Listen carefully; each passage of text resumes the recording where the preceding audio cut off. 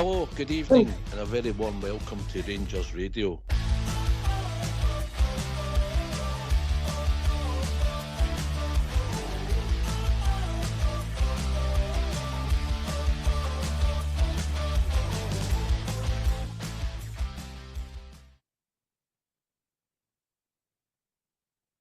Hello, good evening, welcome to Rangers Radio. Join myself, Fox, here on the show tonight.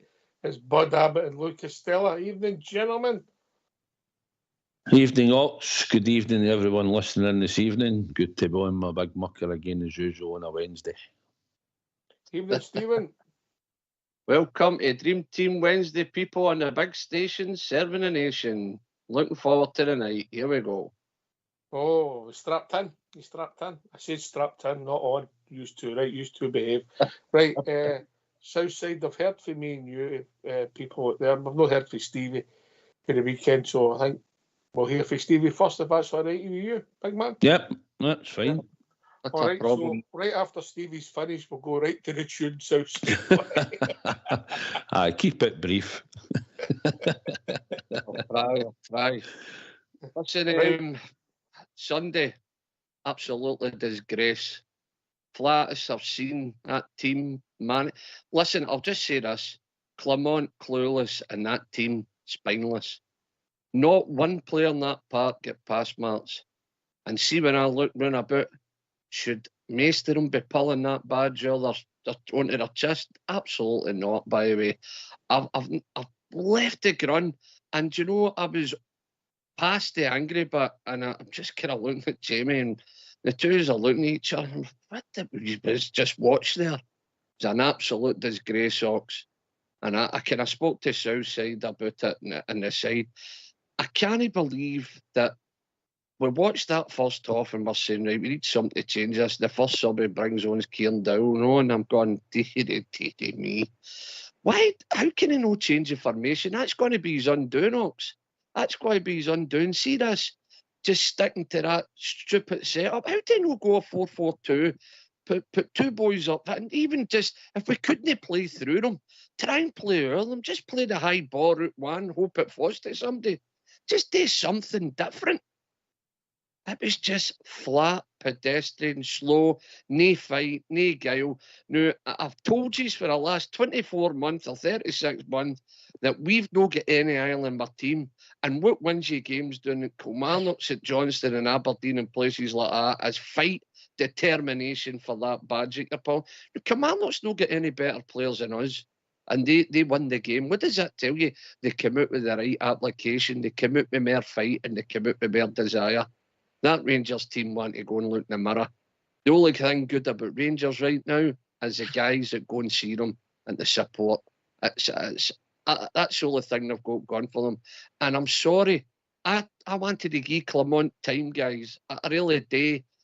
But his stubbornness and his stupidity is going to be his undoing. It's going to be, guys. I'm sorry. No, I get that, Stevie. I get that. I mean, listen, in any walk of life, if you're in a management position, listen, we'll get some entrepreneurs on me, is right, Stevie, so they know about managing multi-million pound deals. But if you keep making the same mistakes, Southside, and you keep doing it over and over again, it's mental, isn't it? Aye, yes. You've got to look to solve for problem solving and that. You know, you've got to look to tweak something here or there. I think you've maybe listening to the manager, so it might be better to hear what he's got to say. But I agree with Stevie, the whole performance was absolutely shocking, as we said earlier, and just attitude, application, heart and desire, and the will to fight for each other. Steve, if you look behind you, there's a brown paper bag. Yeah. Honestly, Ox, can I tell you something? I was wanting to jump in that part and choke one of the Rangers players. I really was. Just the one.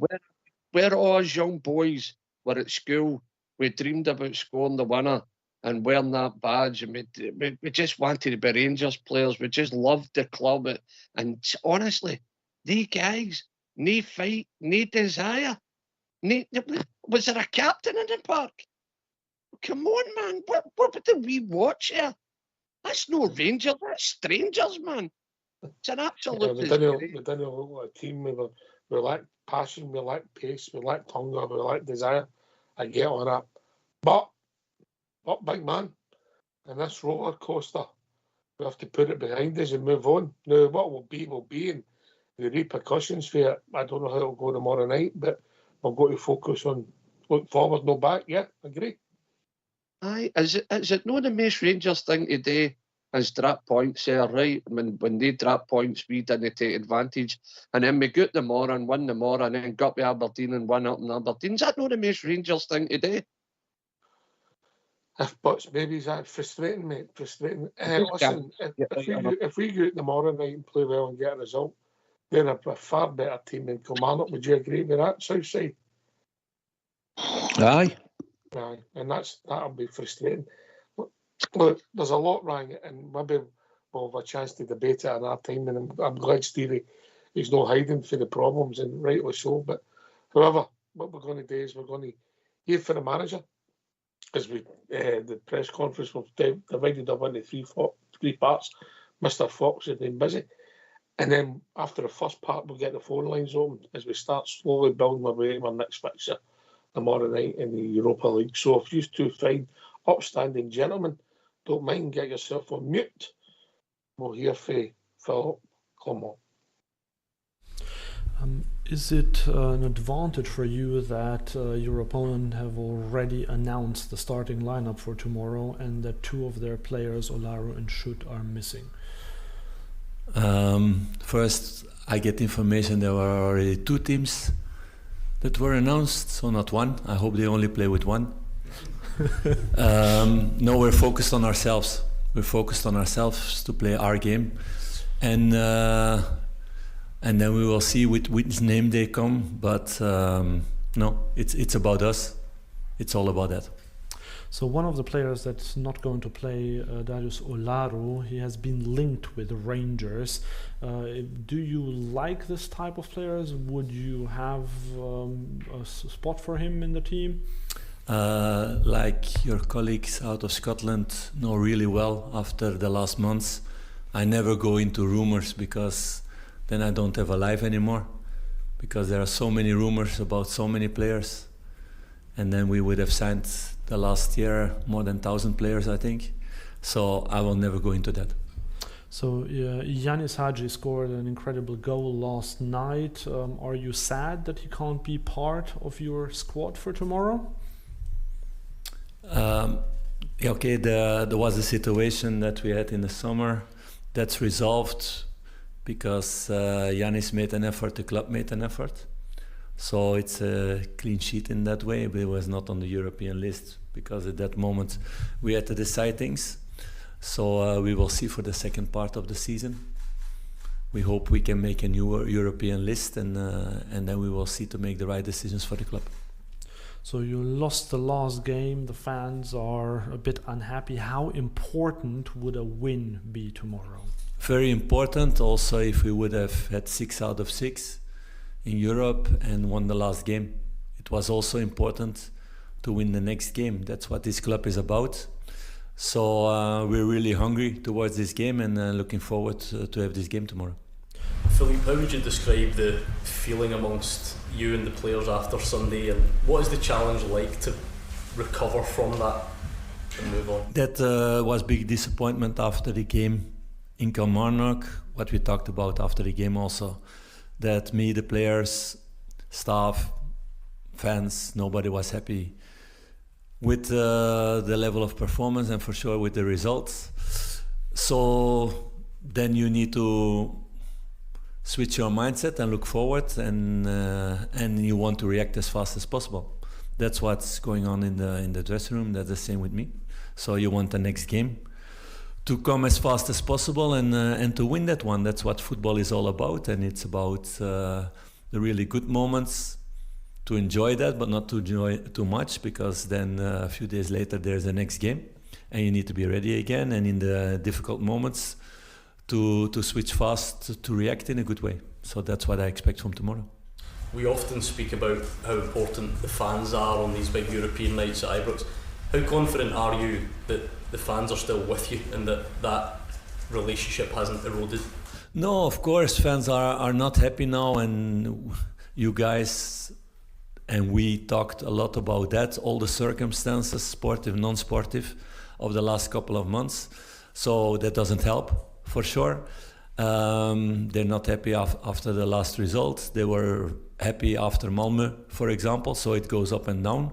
It's about creating consistency again, creating momentum again with all the squad, with the results, and then also extra sportive to do the right things in the club, to create also stability towards the outside.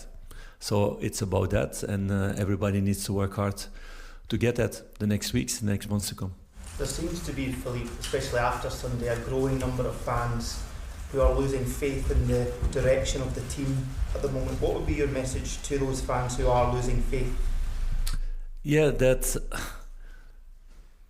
we spoke about, and I don't want to repeat it too much, but about a big rebuild in many ways, with cutting wages to make the club sustainable for now and for the future, because there were decisions made in the past before the time that I was here.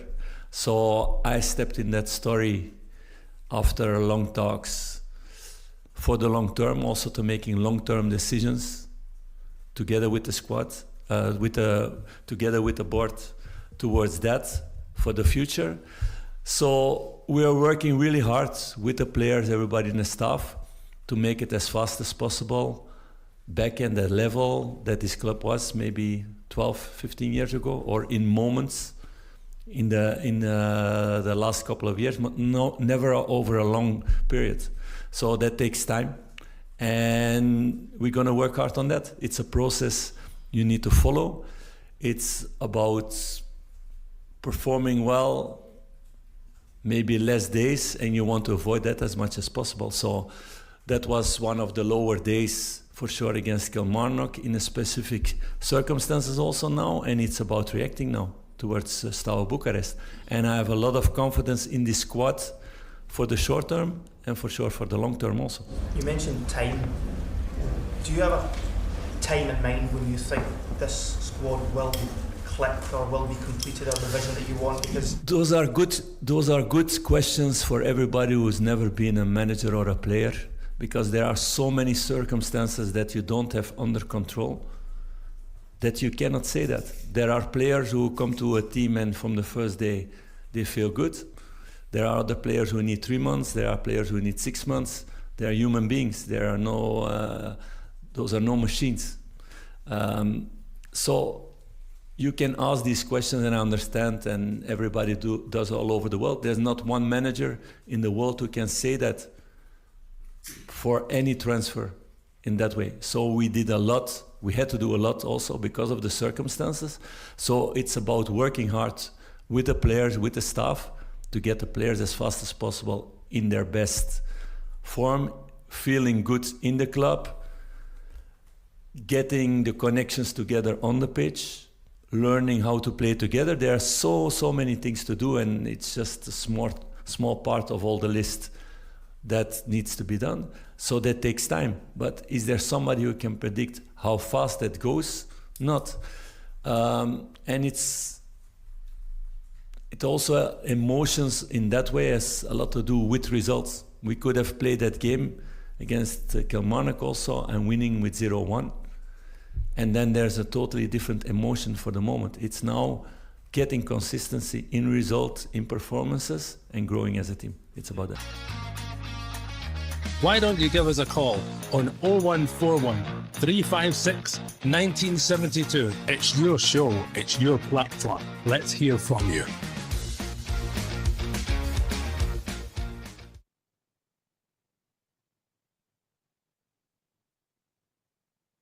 All right, thanks for that, Mr. Fox.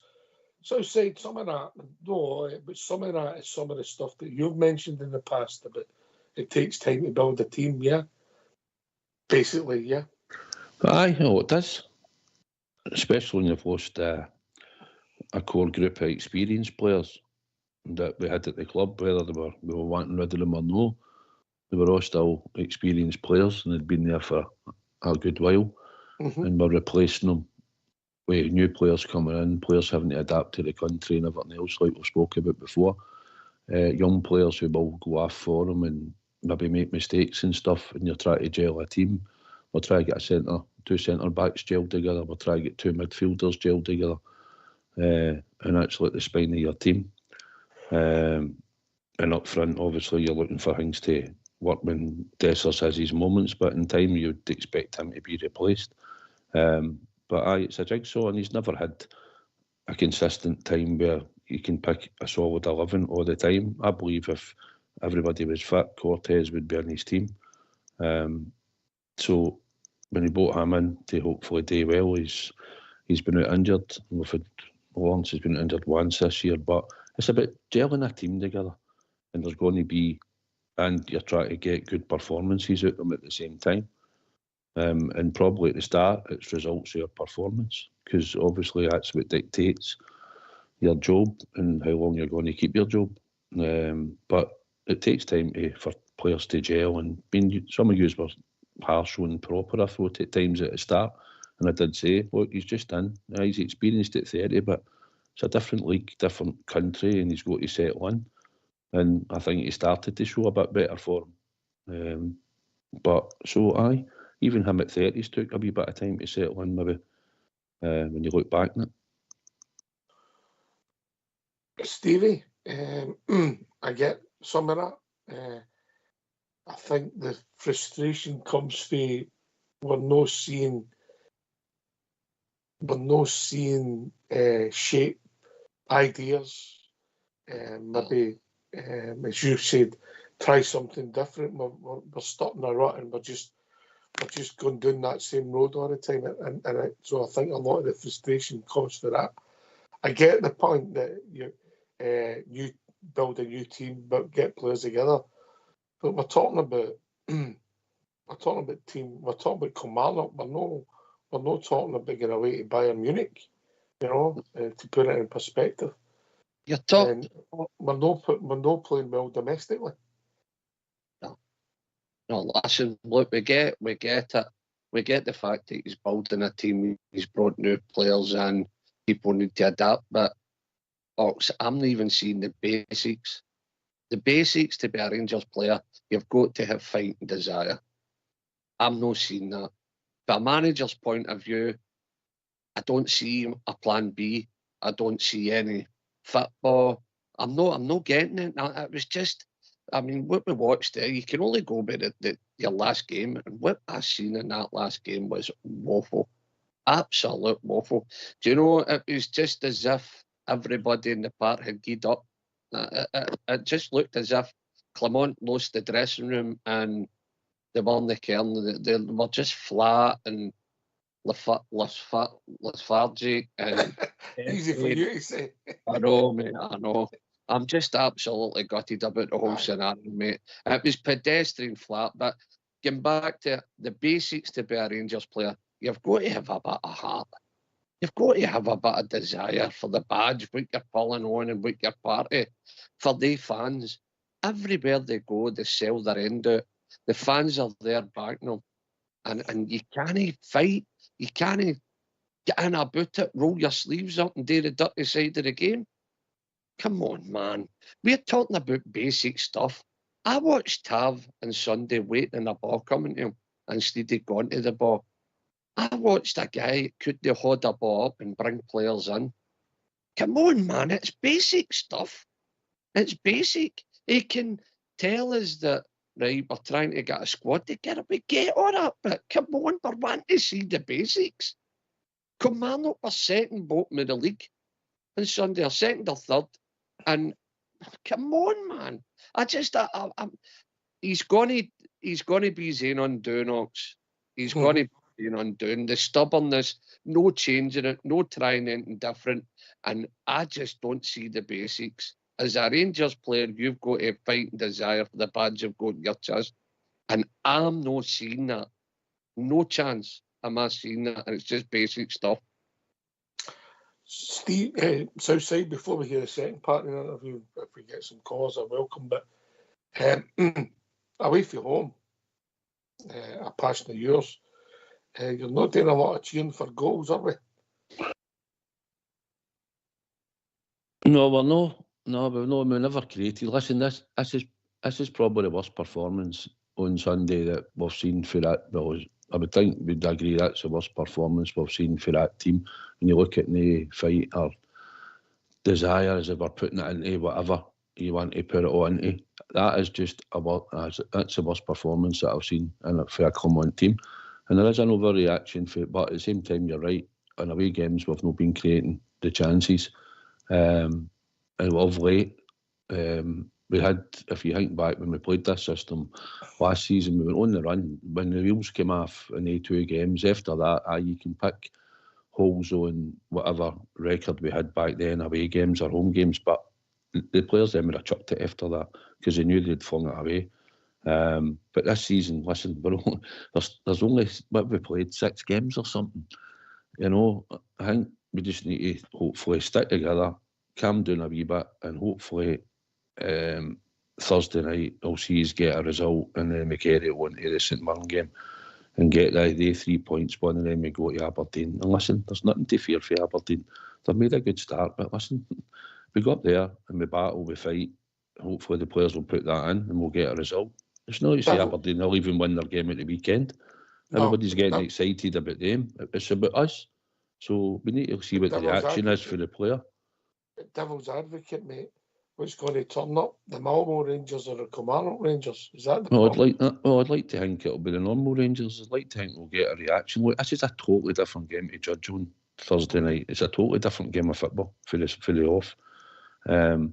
It's when we get back to the bread and butter and at St Mirren, it's next up at Ibrox. That's when you're wanting to make sure that everything that we spoke about, that the players rectify it and make sure that they'll not be accused of no trying, no running, no showing heart, no showing desire.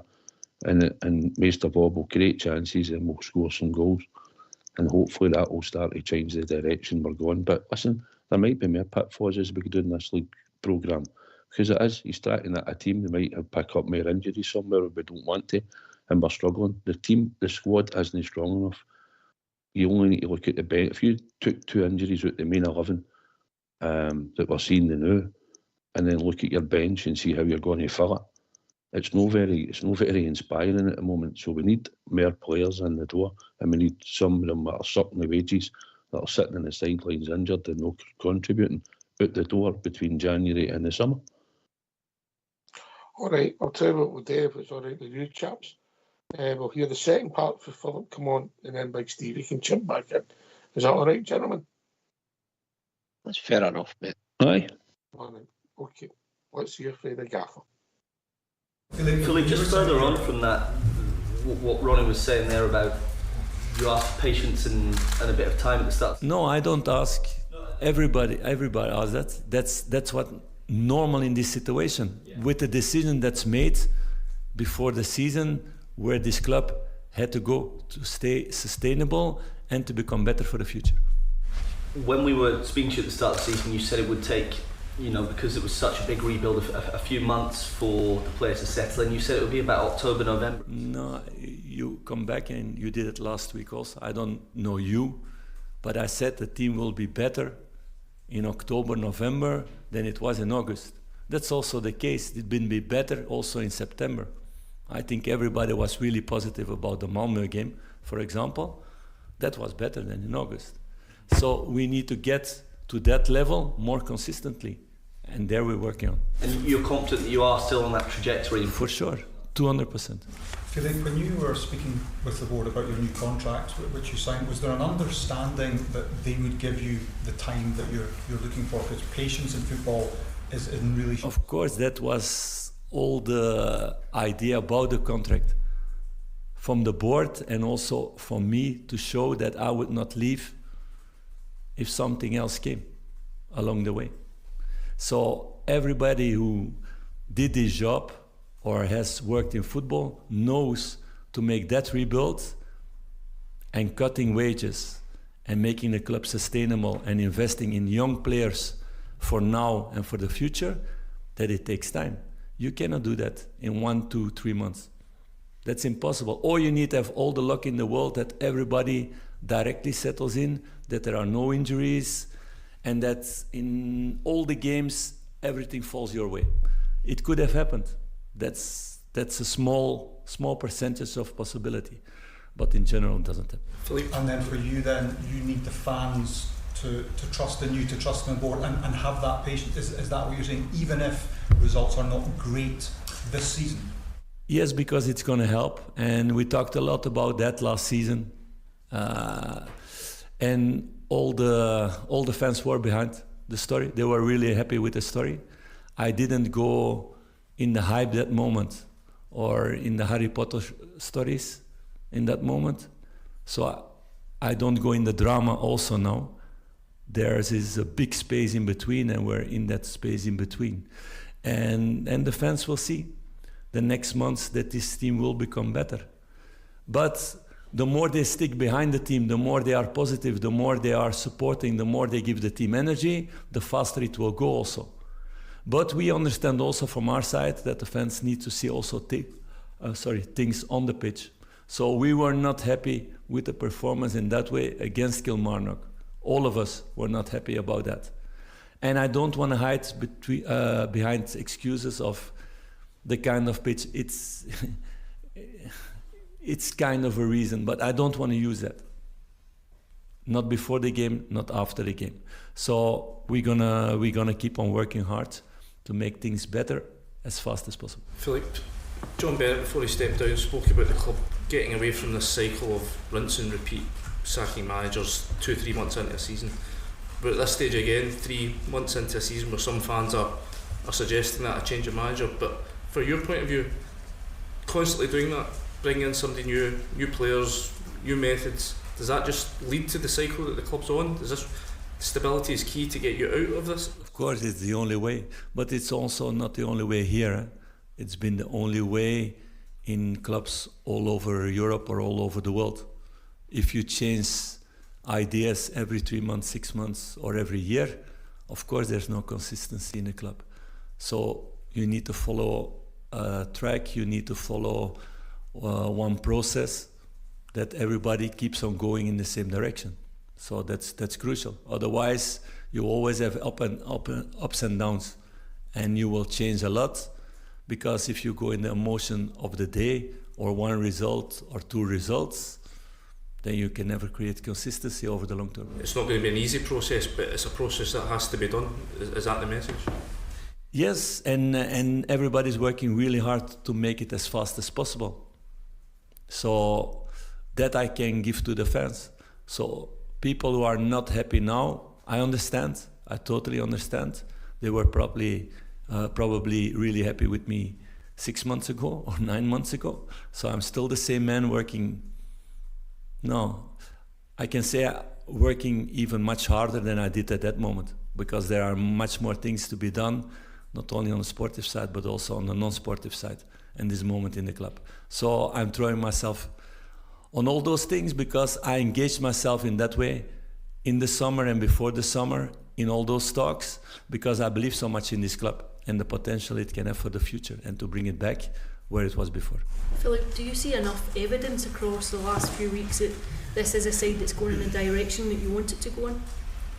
Yes, in certain details, and if we speak about the Malmö game, I think it was a really good European game and an away game with good football, with good results, with the kind of football that fans want to see, not only with the ball, also without the ball. So on that way we need to continue. So how do you explain the difference in performance level between what we saw in Malmö that night and Sunday? I don't want to go into that. It's a totally different game, and I don't want to use that as an excuse. I don't want to use that as an excuse, but it's part of the story there. But it's not an excuse. We should have won. But we will never play the same football as in Malmö, in Kilmarnock. But we should have played in a better way to win the game. But to see really good football there on the pitch, you will not see it. Really good football. That's the circumstance. But I don't want to hide behind that excuse. But it's about winning, and we didn't win.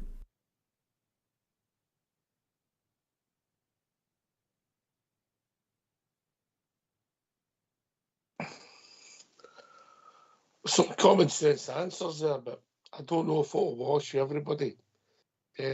Stevie. Look, basically what he's saying is just stick with him. There's got to be ups and downs. But listen, Ox, I get back to it. I get back to it. I mean, he's peeing us all off with his tactics. He's no plan B, just basic stuff we're looking for. I think if we've seen the basics and we've seen a bit of fighting desire, then we might, stand back a wee bit and say, right, fair enough, but flat, no fight, no desire, the basics, can't hold a ball, players bring them in. We're watching our manager bringing on Kieran Dow when we're flat as a pancake, when there's other guys he could probably bring on it do better. Kieran Dow brings nothing to our team, nothing. Absolutely hee-haw. And I hate being critical of guys like that, but it's the truth. And I get, the big man sounds genuine enough. And I get what he's trying to do, and I get what he's saying on there's a lot going on off the field, and everything else. But listen, we're Pine supporters. We want to see our team winning. No matter what player we put in, we should have been beating Carmelo Ox. Come on, second bottom of the league. We just want to see the basics. We want to see a bit of fight desire and just things like that. And if he's not going to, if he's telling us that the next few games could be the same, or don't bother moaning. No, that he's saying don't. He's basically just saying stick ways. Listen, I'll be at every game I can be this season, no matter how bad we get, because that's when the team needs us, when we are bad. But, Ox, come on, just some of the stuff he's saying, and you're saying to yourself, I don't think that'll get done too good with some of the fans. No. It's just how it's going to be. I mean, I said there's some common sense answers in there, so I said we know that. But if we're critiquing just the last match, every bit of flack that's coming their way, the players and the management, is deserved just based on the last match. Aye, because the last match was atrocious, and that's how it's getting the most attention now. And there has been performances that you'd like to see better over the last number of weeks. But we're still early in the season, and we're still playing a team that hopefully going forward is going to start picking hopefully his best 11 over the next few weeks as we go ahead, and maybe make a couple of changes in the team should it be required in his eyes. But aye, we need to stick by it. Listen, you call supporters, support your team, right? I know it's hard, and I know we're all angry because of the performance on Sunday, but we've got to stick together, and hopefully he will be the guy that will probably get it right. But listen, we've not had a lot of money to spend. I mean, I've heard the nonsense Aberdeen. Look at what they're doing now. Aberdeen still got a core base of players they had last season, and he's added about 4 or 5 players in, and he's working his style. And the boys that they had are probably a bit better a season down the line. We don't have a core base of players when he came in. We've got rid of them all. Lawrence, Suter, and Tav. Who else was a core player in there? Was there? Right, okay, your goalkeeper, right? We can go with the goalkeeper, and but the rest of it you've got to try and mate. And some of the players that have come in, it's been a wee bit of a culture shock for them, and they can't be happy having to stand there and see the action of the Rangers support. But that's a learning curve for you, because that just shows that it's not acceptable on Sunday. Can I ask you a question then? I have asked you after, mate. I asked you a question that I'm struggling with. I don't want to get into the whole Sterling debate, right? Mm-hmm. Right, just I've quite enjoyed Jeff Day, and I didn't think he was the worst player in the park. Frustrated me a few times on Sunday, done well, and then the final ball let him down, and he never got his decision making. Listen, I know he's no, if you like, a natural defender, but I think he brings something to the team with his energy, and his defending looks to improve. But can I ask you a question? Serious question. I'm not trying to be facetious or catch the two years out. What I'm struggling to understand is a guy played in Malmo left back, which was his right side of the pitch. Arguably get man of the match, and a lot of people, I think he got it on here, if we're honest, Casemiro, right? Yeah. He's not started a game since. And that doesn't add up to me. And I'm scratching my head and saying, right, okay, That boy's come in. We've not seen much of him come in. Is it fitness? Well, we played the whole game in Malmo, so it can't be fitness.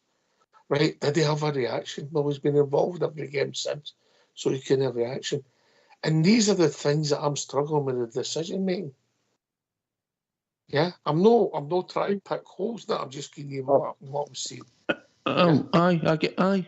And was the next game back? I'm trying to think. The next game back, Jeffy was back, wasn't he fit? Jeffy was suspended for the Malmo game, wasn't he? Aye, so, Aye. you know, I don't know. I think Jeffy's going to be his left back, and when he's fit and available, he'll go in there. Mm-hmm. I think he played. I mean, I didn't even know he could sort of go and play left back. If I'm honest, I thought he was merely a right centre back, right back. I believe that they've even said that he's played in the holding role in midfield earlier on in his career and all.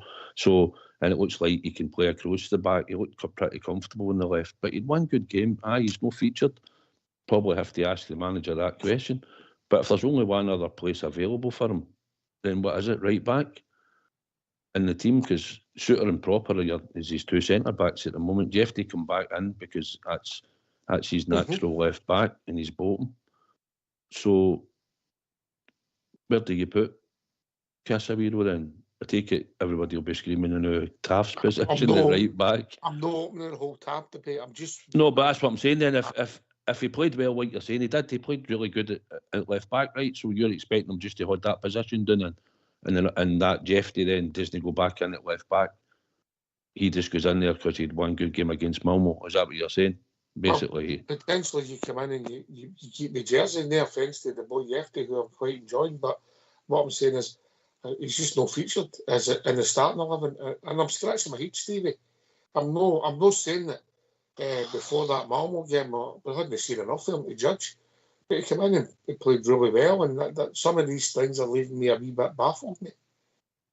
Aye, well, I'm one of the guys that were screaming, get Taff out, get him in there. I was one of them, Southside. When you said that there, I was chuckling away to myself. But listen, there's pace and power there, isn't there, with the big game? That's what we're lacking on Sunday.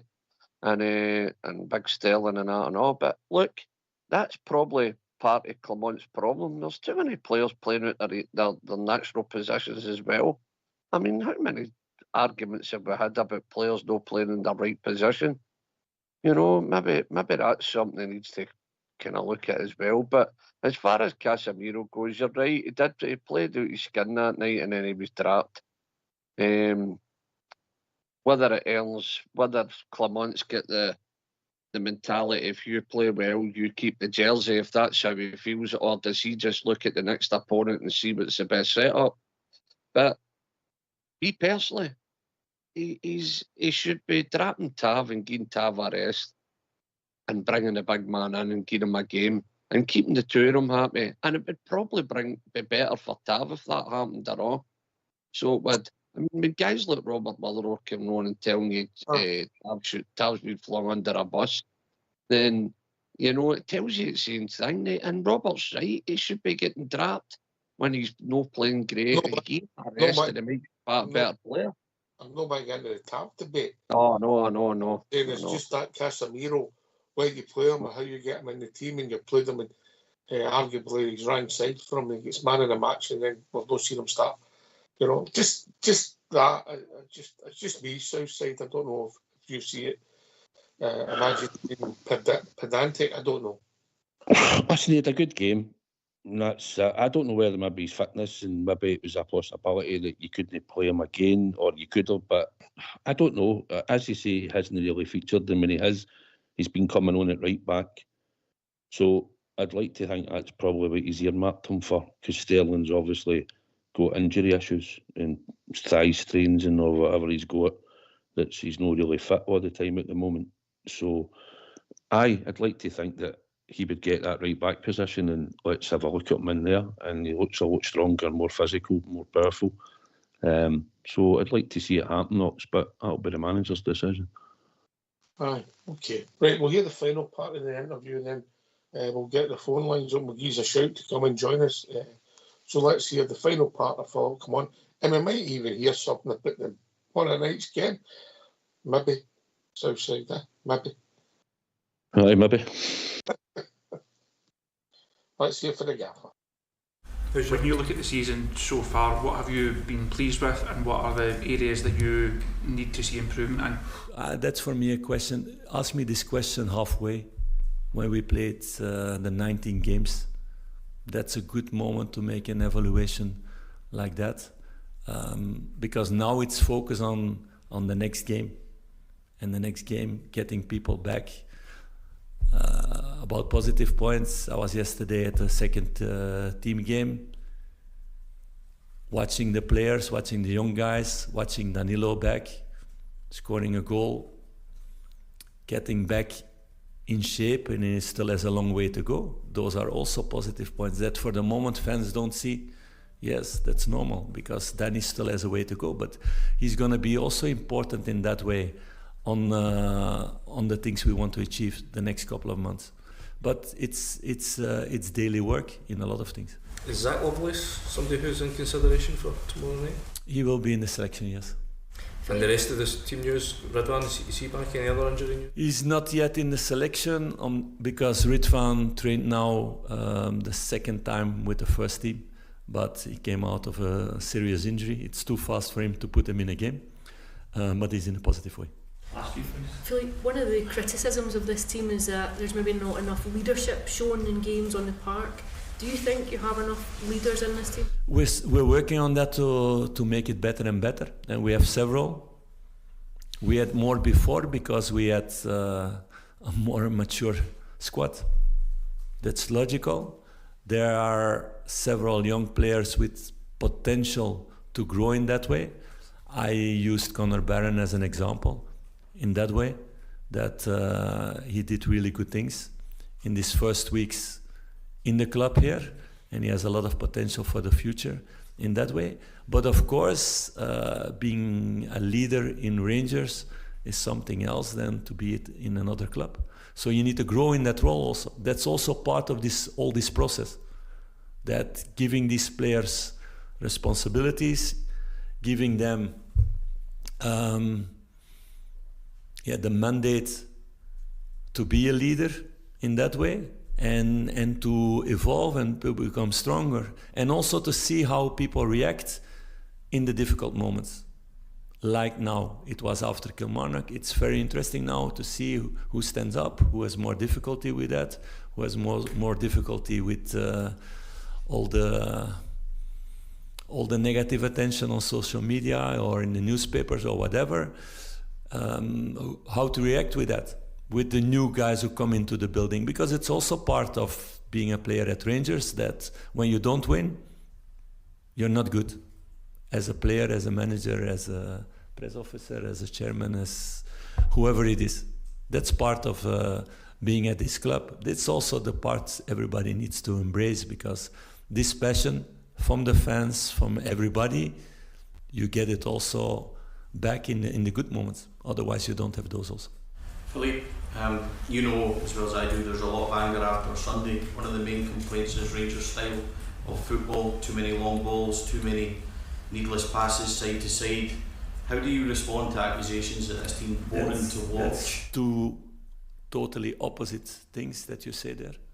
So it's or long balls or sideways passing. So it's from the fans is there's too much of it and there's no attacking play and they're boring to watch. How do you respond to that? No, but what you say now, is it too many long balls or is it too many sideways passes? It can be both. It's about creating not enough chances. That's then the conclusion at the end. I agree with that in the Kilmarnock game. It was the case. In other games we created more chances, not in all the games until now, but you see also we're starting to play also with new players in that role who are just in the building. Nedim Bajrami is how long here? 4 weeks or something? 6 weeks maximum. And in the 6 weeks he's been 3 or 4 weeks away with the national team. So they're just in the building. There are other players in other clubs who come to their better level now after the first 6 months that everybody said that they were not good. So Nedim did already good things, but of course you need to create these connections on the pitch more and more to get to know each other, which moment to run, which moment to play deep, which moments to create a chance or the shot. We need to create these moments with playing more and more together. Is Zach Lovely somebody that can help you? I was there last night, he had a really good 45, he came off earlier than he maybe thought he would have got on instruction. Is he the kind of excitement or the kind of difference that you feel at the moment that can come into the team and help? Because the fans are looking to be excited by somebody. Yes, but Zach is not there that the fans will be excited for 10 games in a row. So he can do specific things that in another style than other players in the squad. But there's still also a lot of things to work on. And that's normal, he's just 18 or 19 years old. But it's an interesting profile for the future. And for the near future, maybe also. That's why we decided before the game that it was maximum 60 minutes to play.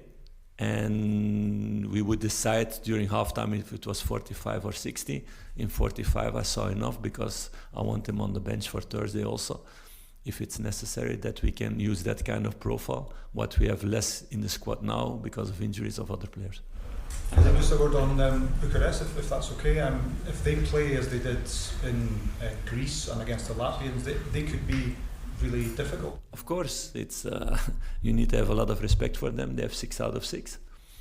So, and they did it in a good way. It's a very good technical team with a lot of offensive power. So we need to play a game at the level of Malmö to get the 3 points again, and that's what we want to do tomorrow. Why don't you give us a call on 0141 356 1972? It's your show, it's your platform. Let's hear from you.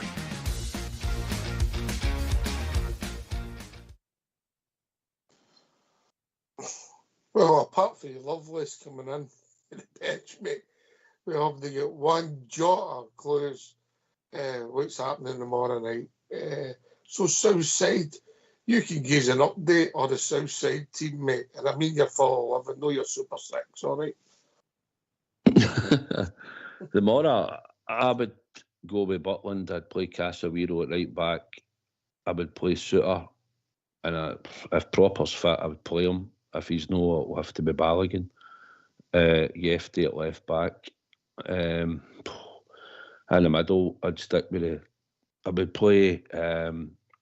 I'd bring Raskin in with Connor Barron. I'd stick Diamondi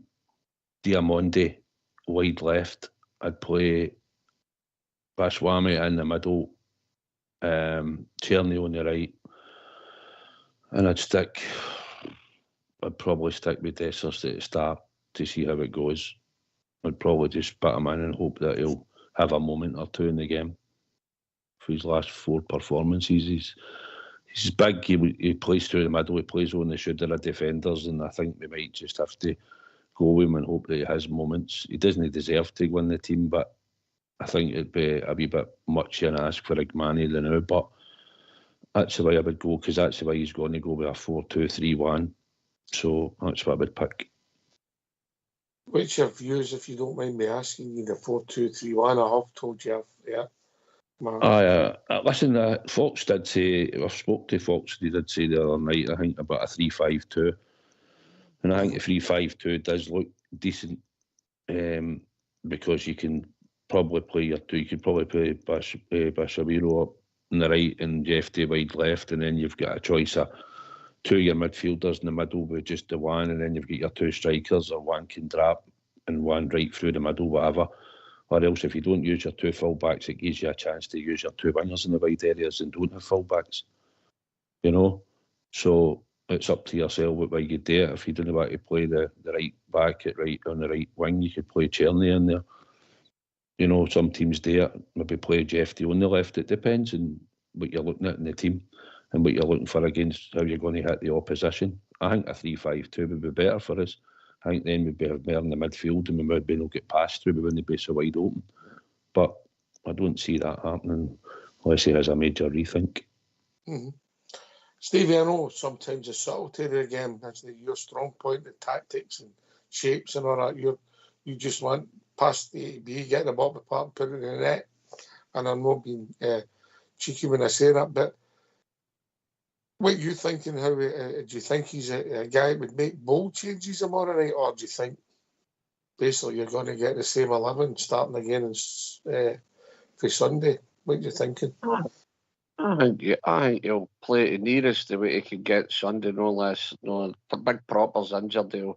He'll put Balogun in there and try and keep it nearest to where to put it on Sunday, and he'll keep his same formation. Me personally, I like a 4-4-2. See, we've got too big a gap at times, Ox, in the midfield. And the boys, once you hit 16, 70 minutes against better European quality, sometimes our midfields are getting really fun out. They're absolutely dead in their feet. There's just a big gap appeared. And I know in his interview there that the guy said to him about going from side to side. And it is sometimes we need to try something different, like getting through the middle and stuff like that too. But tomorrow night, I just think he'll play the nearest to his 11 that he played on Sunday, and it'll be the same tactics. That's it. That's his game. And that's why I'm saying that's going to be his downfall, Ox. And see what Southside was saying, but Fox was doing the 5 in the middle of the park. I would go with that. I think that would help the team big time, because it's stopping the hole, and you can get more defenders, midfielders dropping back in defence, and going forward, you're getting more bodies into the box. I just think it would help us big time. I really do. Southside? Aye, it's more compact. For tomorrow night, I mean, if Proper was injured, then you can play Big Nana, you could play Suter and Balogun across the back. And listen, if you wanted to put Tav in just slightly there, he doesn't need to be right up in the halfway line, but he's there, and if we're after the ball, at least we're sitting in a shape of a back 5 if we're really getting pressed in. But I think it would let the centre-backs be able to maybe come forward a bit, and we've got some more midfielders in there where it can go and try and receive the ball, and it's wee short passes to get you up the park. And if you've got the 4-4-2, I've heard a lot of managers talking about it. Listen, I watched the Euros and some of the teams played 4-4-2 and it didn't look that bad against some of the formations, but a lot of the managers will tell you the 4-4-2, they think now it's not the way to go in Europe. It's not a good system for you, but some of the 4-4-2 teams in the Euros done pretty well, I thought, against all the systems that they were up against. But I think we need to become... Aye.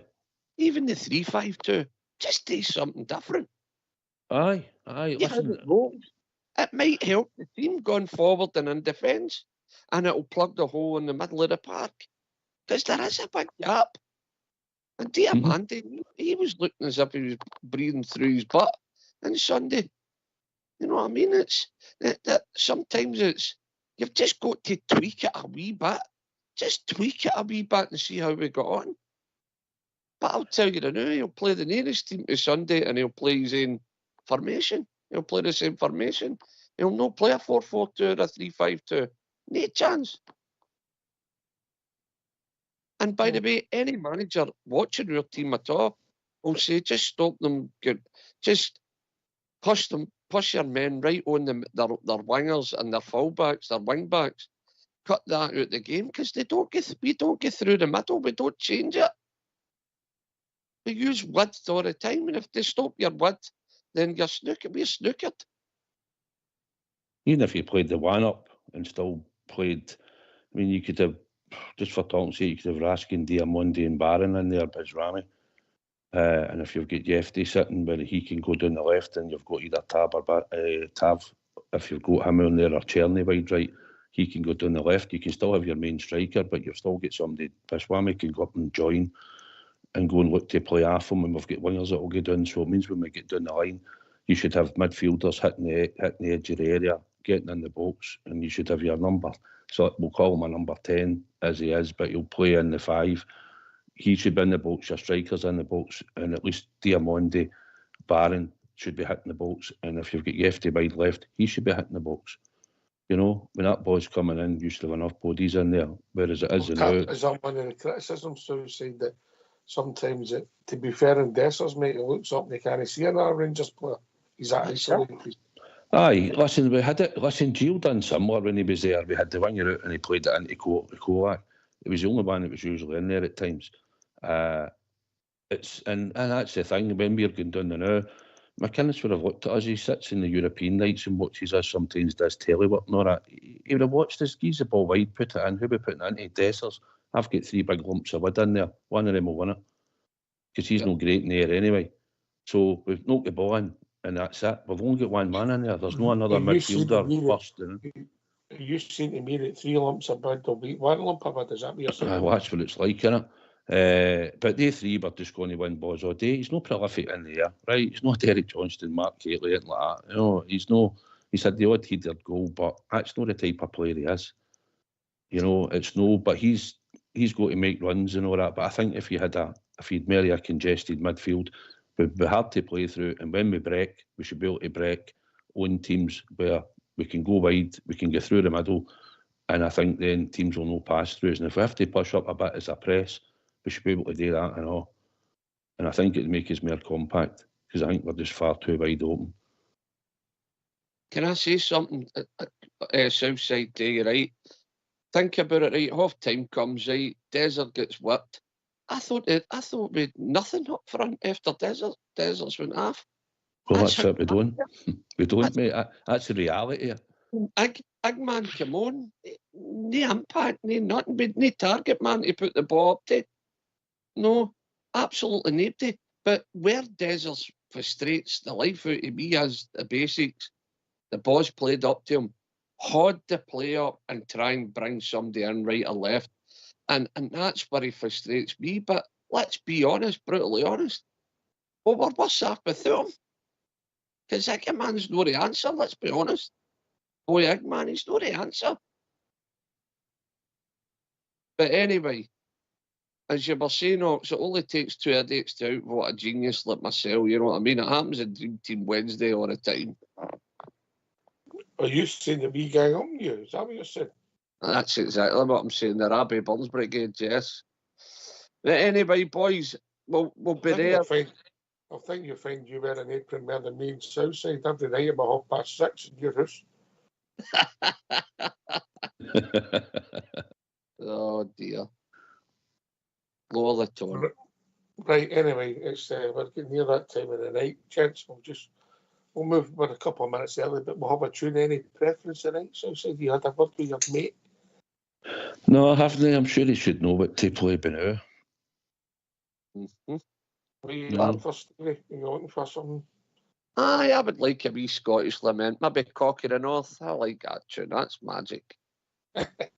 Right, get yourself a mute and let's have a tune.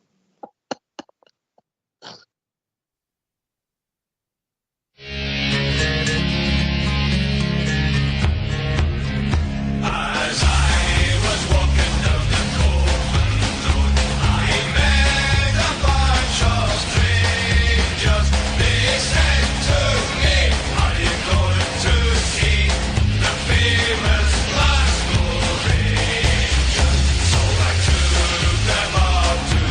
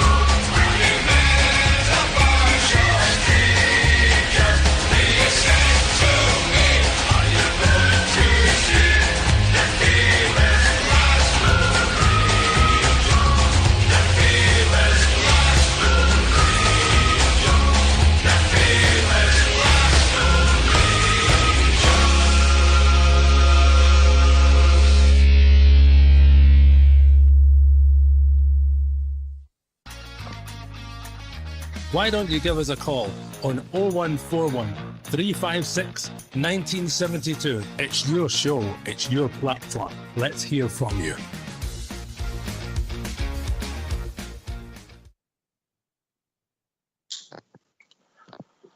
Right, thanks for that, folks. A classic there, lads. An old classic. Bit like ourselves, an old classic. Aye, I heard that many a time, that version of it anyway. Aye. Right, it's part of the problem. Listen, I don't think we've got excessive injuries. I think it's most teams at any time of the season have a couple of players out, right? We've got, obviously, Ridvan's out. We don't know about Proper. Great point you made, Southside. We don't know. A press conference, we don't know if one of our leadership centre-halves is, if he's injured. It was an obvious question. But then you've got Danilo.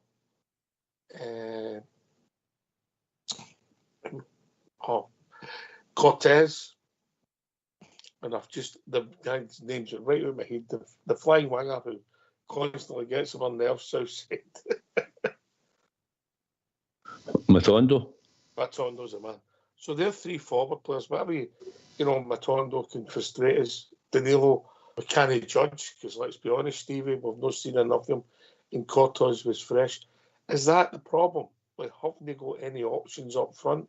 Or is it we're short of bodies in midfield, we need an centre-half? Is that, am I being too simplistic? Or if you've got competition for places up front, you can chop and change, try different things, but we've nothing, because Dessers will start tomorrow night. I don't disagree with you. But maybe the only reason is because at the moment, bluntly, there's nobody else. Can I be bluntly honest with you? See all the guys you mentioned? There's no one but a guile fight in them. No seen enough of Cortez to judge, mate. Yeah. Listen, I could judge him now. I've got to give an honest opinion on him. I think the boy needs to toughen up. I think, is he going to be a right signing for Scottish football? Time will tell. But as it is now, I'm looking, the boy's getting injured all the time. I just don't think he's tough enough, Fox. I don't think he's built for our game. I really don't. Matondo's always injured and all. He's just another whippet when they fight determination and all. Sometimes I've seen enough of him. No. I mean, the guys that you mentioned, Danilo, injury prone. I mean, the jaw injury, then it's whatever else that's wrong with him. He's had a bad run and all. But listen, most of them just, they fight determination in them. I just think they're injury prone. Sometimes I think, he can't be doing with us tonight. He's off ski, he's out here. I mean, we don't even know about Big Proper, as Southside's pointed out. We don't even know if he's going to bin. See, another one is going to start getting injury prone and all that, and falling in and out the team when the games get tough. They all get into hiding. Ox, I'm sorry, man, but half of these guys just done made the moral fibre that we need for Rangers players. Because I'm going to tell you something, I'm going to point this out the now, and I know there's games before it, but see us going to Aberdeen, I fear for us, because they're big, they're physical, and they all know the dirty side of the game. They will ragdoll and bully our boys, because our boys are all just nice guys, nice football players. And by the way, Allbear's the only other guy I've heard turning around and saying, we've not got enough fighting desire in my team. And you probably know it yourselves, but I don't think we have. We've got nowhere near it, and I'm telling you something, Aberdeen, they're sitting sharpening their knives waiting on us, by the way. They're sitting sharpening their knives because we're too nice. Tav, you could kick Tav up and down the park all day, and he's all right about it. He'll know, there's no way to you day, and I've got your number, I'm going to stick one on. He's just too nice. They're all too nice. Cortez, Matondo, all these guys are all too nice. You have to look a wee bit as if he was coming, he could fling it about a wee bit, but is Yefty going to be the answer Wednesday night, pissing the rain up in Aberdeen? I don't know if they've got the guile, mate. I really don't. They're all just nice football players. Are you saying my recruitment, we should be looking more local? Is that what you're saying? I think we should have a mixture of that in the team, yes. Right. I mean, I don't think you're alone. I don't think you're alone in that sentiment. What I'm not saying, says, I'm not going down the line as we've got to sign at least 5 blue noses in the team. I'm not going down that blue nose, because you can be a blue nose and we've had them and they've not been any good. What I'm saying is, we've got to have people that know the Scottish game. We've got to know that they can kick a person. You want us to sign men, no boys. Aye, exactly. People that know the dirty side of the game and know when they pull that Rangers jersey on, they're going to be treated different, and they've got to up their game every game. It's a cup for they've got to get it into their head, and they've got to have a bit of mental desire, mental fight. You know what I mean? When I hear Stevie saying we've been too nice Southside, I think he was talking about myself and yourself there. I thought that myself. I did. I didn't want to say it, but I know you have. No, listen, I get it. We don't really put many tackles in and that. You don't see us flying in. And we've not got a ball winner. The big, well, Conor Barron probably could be to a point. He's that type. I don't know if he's a ball winner, mate. He's a terrier. Yeah, he gets about the part, but he gets about shuts people down, puts box in. Just before you fall off your chair there, Stevie. Carry on, but listen, see, the thing is, Stevie, right? We're going up there. I'm not fearing them at all, you know. Either when they're running, they're doing all right and that. But listen, it'll not last, right? It will not last. We'll have a new manager bounce, and they're set out no bad, and they come back against that mob, right, and done what they've done. They could easily go out and get beat by Dundee United this weekend. Don't let your heat Southside. I'm no, but listen, I'm not going up there to fear Aberdeen. On the day, Stevie, if we turn up and we play decent, then we should probably win. So I look at it. But we've got to create chances. But I'm not worried about it, because we've got a game tomorrow and we've got a game against St Mirren. But I'm not getting overboard at Aberdeen or these world beaters that can't be beaten. That's the way everybody's starting to sound now, you know.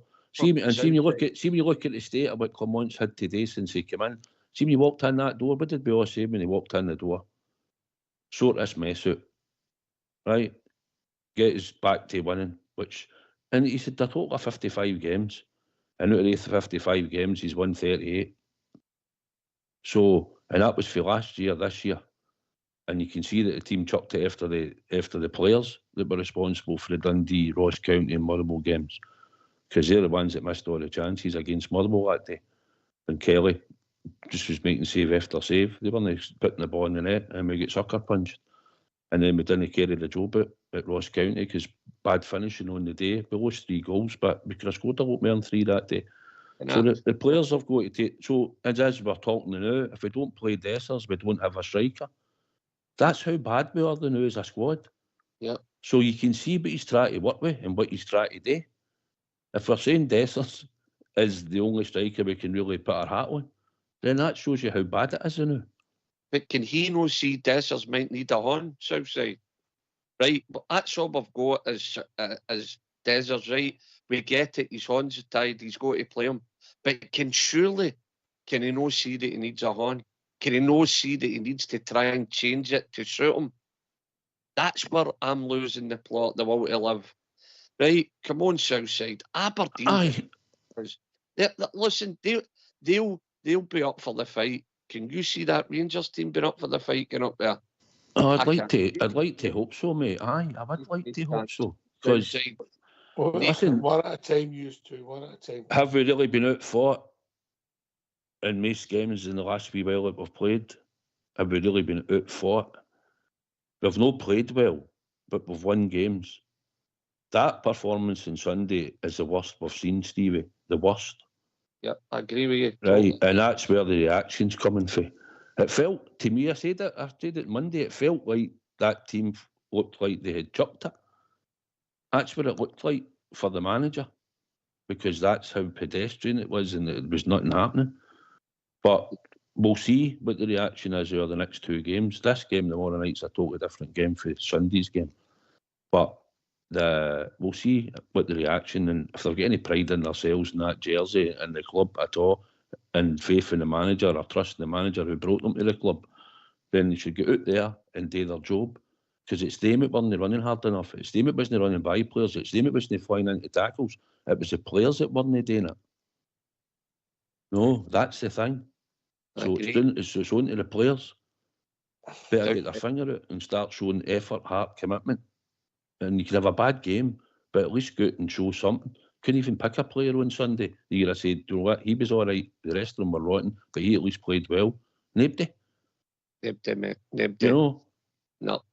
Anybody can have a bad game. It happened to me once.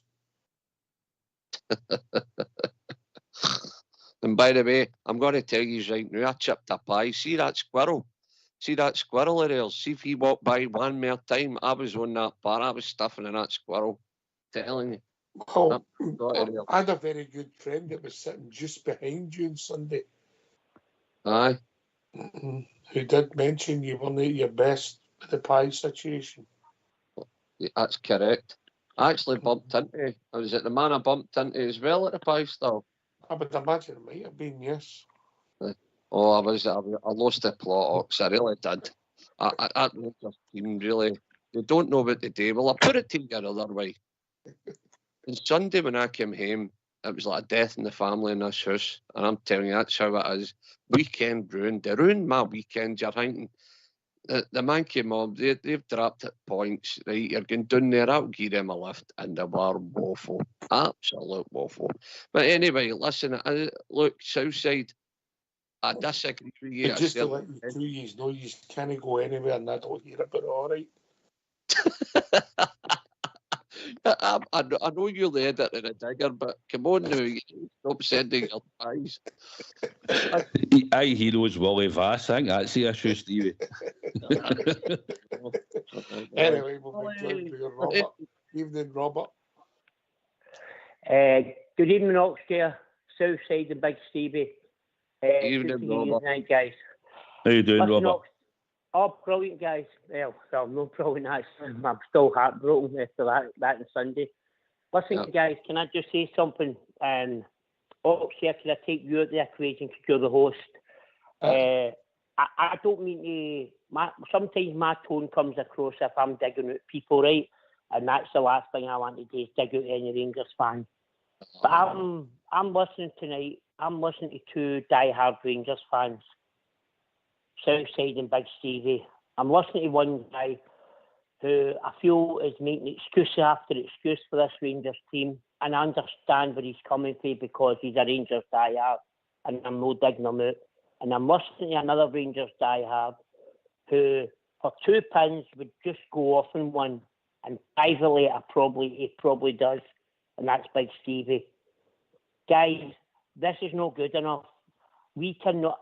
No, I was on Monday night, and I think I was very calm with my call Monday night. And then I listened to I listened to national radio, which I don't always do, but I listened to national radio, and I heard Rangers fan after Rangers fan calling out this man, calling out his tactics, calling out our team, no heart, no soul, no desire, no nothing. And see when I hear people saying there's no heart, there's no soul, there's no desire, that kills me. See when I walk back from Kilmarnock towards my supporters bus and I look in my boy's eyes, if you day Stevie, if you day Southside, and I look in my son's eye and I see the disappointment, the hurt and anger and everything else, that kills me as a Rangers fan. And I've been through the bad days in the early 1980s. I've been through the bad days. I followed Rangers Football Club for 54 years in my 58 years on this earth. And you know what? I'm glad my father's not allowed to watch this garbage, because that's exactly what it is. It's absolutely garbage. And see him, it's your manager. That press conference today, he's talking about Harry Potter, he's talking about this, he's talking about that. He's an embarrassment, and he needs to go, and he needs to go now. That's all I'm saying, guys. All right, Robert. Listen, I think I'll let Southside come in first, and then I'll come in after Southside, and then Steve, you can come in. Southside. Aye, Robert, how you doing, mate? Listen, I'm not happy with everything that's happened. You know that, right? We were raging on Sunday. And I don't know whether we bag him or no. I think if he had more players in the door, style's no good. I don't like the style, right? Get that out of the road. if it works the way the best performance we've seen was against Malmo, if that works in a style, then he gets better players in. If he sticks to this system and it gets a lot better, you've got faster wingers on the wing, you've got a striker, powerful and pacey up front, you've got 2 decent centre-backs, you've got quick wingers going down the flanks and that. If he plays Casemiro and he's got Yefte in, and it starts to gel, then fine. Only time will tell if people give him time. If people want to sack the manager, I respect their opinion. I don't like seeing my team sitting where we are now, but I look at it and understand a point of what is going on. If you take away the style, Robert, and you look at the actual squad that he's actually had to bring in and where he tried to source the ones that he could, or he said, I'll get him in now because he'll do well and he knows he's going to sell him down the road, as they've said before. Cotton's mentioned that. We are where we are, Robert. So if you want to change the manager, fine. Who's the clamour now to change? Who do they all want? Who does the support all want tonight to be our next manager? Well, I suppose if I'm available Southside, if they ask me. We'd all be as well having a go at it before he's. Know what I mean? What do you think, Robert? No, well, I'll be honest with you. I think the 4 years could do a much better job, because what we would install in Rangers is we would try and bring in people that know Scottish football. Let's be honest about it. We try and bring in players, no for Morocco and no for South America, Brazil, etc. We'd bring in players that would run through a brick wall for us and would know the rigours of Scottish football. The players we're bringing in, and this is not just been growing with Clermont, this has been growing for a long time, they've not got the rigours of Scottish football. They're injury prone when we bring them in, or they get injured when we bring them in. See, we're midfield. We Barron, no disrespect, Raskin, Diamondi. Look at them. I want big lumps of wood in there, big guys, big stalwarts that go in there and run through a brick wall. There's no way we've got. You mean like Stuart McCall and Alec McDonald? No, but the difference is, Oxford, I know you were going to say that, right? And it's the same with Barry Ferguson. The difference is with these 3 players. Ian Durant. The difference is they were quality.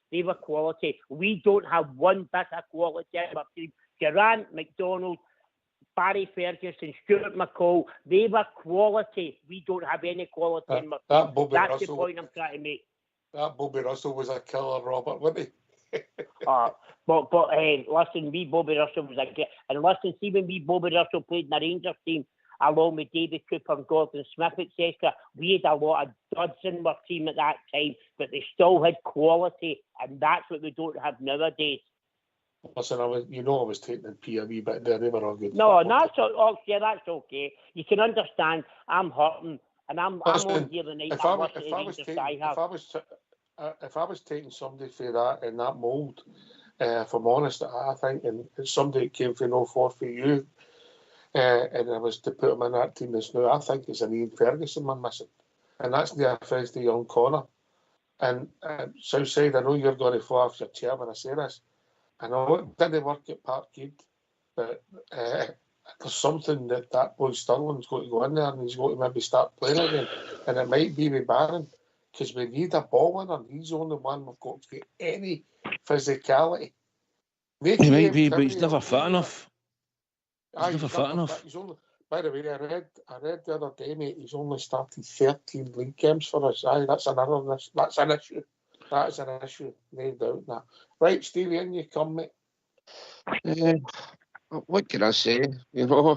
Robert's had enough Clermont. Can I see light at the end of the tunnel, Ox? I've got to say, right, I want to give him a chance. I really want to give him another Monday. But he's going to be his own undoing. He's not changing nothing. I just can't see. I mean, you're talking about the game tomorrow night. It's going to be the same tactics, the same team as Sunday, apart from a proper injured. So you say to me that team tomorrow night, when we're in possession, they'll know how to set up to stop us? 100. Us 4 know how to set up against Clermont. Aye, and I think David Martindale made that point in the press, didn't he? Yeah, and that's the problem we've got. He won't change the formation. He won't do something different. He won't make the Rangers fans say, well, look, we've done that and he changed it up a wee bit. It didn't come out. But we're not seeing it. It's stale. It's rubbish. It's crap. And they wonder Robert's going to have his nothing. And Southside's doing his best. Southside is doing his absolute best. I know Southside. Me and Southside were on the phone for an hour and a half after the game on Sunday night, and the two were getting right into it. He did the same as he done to you. He done to me. He reversed the charges when he phoned me. I'll tell you, I had him out the door. I tell you that on Sunday, but that's emotion after the game. No, it's one game, and it was absolutely abysmal for all, mate. And a lot of people are sitting there. Robert will probably say it, and some of you will probably say, probably seen it coming. And then I said on here, the clamour will be to get rid of him, right? If I want to get rid of him, I didn't. No, I thought. Well, listen, after about 10, 15 minutes of that game, during the game, aye. You were like, I thought, listen, I'll let you come back in. Sorry for interrupting, mate. No. I thought we were going to come out fresh. We've not got everybody's no away in international duty like they were in the past, Southside. So I was expecting a bit of freshness about the team. But you think, yeah. Aye, we should have come out. We should have come out with a freshness, a bounce, knowing that we had to get the 3 points, and you do it whatever way is possible. But what I'm saying is, we had players out there that looked like they weren't running by players. They weren't doing this, they weren't doing that, and that's it. But if we want to get back to get rid of him, and before we do our next phase of games, then that's anybody's choice. I'm listening. He's wearing my patience thin at the moment. But at the end of the day, what is it? If we sack him out, who we going to put in charge or who we going to bring in? You still get a set of players. We're still not got a striker that plays up front if Dessers isn't fit. So we're still in the same boat. You might want to change your right back, fine, but that's not really going to... We can't score for corners. We don't score for set pieces. So that's what we're at the now, and it might be down to this, probably down to the system, as we keep saying, but it's also down to some of the players. And hopefully... Aye, mate. Southside, right, I appreciate what you're saying, pal, but really what you're saying, is it one game against Kilmarnock? Southside, it's no one game. Hibs should have beat us at Ibrox. Let's not kid on about it. They'd better chances. They 17 shots and goals. Right, we go away with it, right? They missed a penalty and we go away with it. Hibs should have probably got a draw or even beat us at Ibrox and they're both in the league, right? Hearts, the first game of the season, we were dreadful. Motherwell at Hampden, they had 10 players missing. Motherwell had 10 players missing, and they struggled to beat them. St Johnstone at Ibrox was dreadful. So, Southside, the question I'm asking you, is it only one game? No, it's no. It's no. It is on results. It is on results performance, because in the games, as you said, we won all the games, regardless of how we played, or how we could have got beat, or we should have got beat. You know what I mean? It is, Robert, it's poor. I get it. I'm not trying to hang me. I can see problems why we're trying to knit a team together. If we all keep picking holes in the system, we'll all come to the same agreement. And it means then if the managers are all stubborn in their system, he'll just say, when I can get better players in, it'll change. But at the same time, this system will beat most of the teams that I'm playing against. And that's what you might look at. That system did it last season, and it's been winning apart from 2-3 games. We've had a draw, 2 defeats and a draw. In 8 games. In 8 games. Aye, I know, and it's not good enough. But you've got to look at where we're at and what we've got available. Robert, hypothetically, if we'd have put that performance on and we would have got the trippy goal at the end and won the game, I get the feeling you'd be still in the same chain of thought, mate. Oxford, 100%, because see if we get that goal in the 83rd minute, whatever it was, me and my Gary would have been dancing about and singing the Billy Boys and whatever. You'd have been on the park. My Gary would have been on my shoulders, and yes, we would have been on the park, and we'd have been him and Ian Ferguson loyal, and if we were on your shoulders, if we were on your shoulders, we wouldn't have been able to see. No, but you know what I'm saying? Of course we would be happy, but all it would have been doing is papering over the tracks. Oxford, you're a wise man yourself. We can't be kidded anymore. Now, the problem we've got is this man is so blind, it's unbelievable. He'll not change in any way at all. He thinks his system's going to work. He's no goal wingers. The two of them are injured, Cortez and Matondo. And even when they're fit, they've done nothing. Matondo's been there for our club for 2.5 years. He's got all the attributes. He's got the pace, he's got everything. And yet, he's flashed to deceive. Cortez has been the same. He's done a couple of wee things here and there. He's another Kmart roof. He's going to get. See, when he comes back, he'll get injured again. It's a certainty. And this manager, I'm sorry, he cannot take us. He's 10 hours back away, and this breaks my heart. He's 10 hours back away, and he spent nearly £15 million. Come on. Cheers, mate.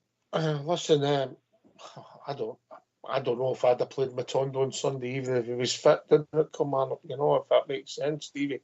You know, he's frustrated me a lot, and Robert's right. At certain times you've seen him, you think, wow, that pace, he's got all the attributes. We've seen him score a wonder goal, with a wind and all that, I get that, but you think, well, you could be an asset, but like a lot of them, consistently, he's not done it, has he? No, and Robert's right. As a Kmart Roof, no good to us sitting in the stand, Docs. Kmart Roof was the best finisher at our club. He was absolutely no good to us sitting in the stand.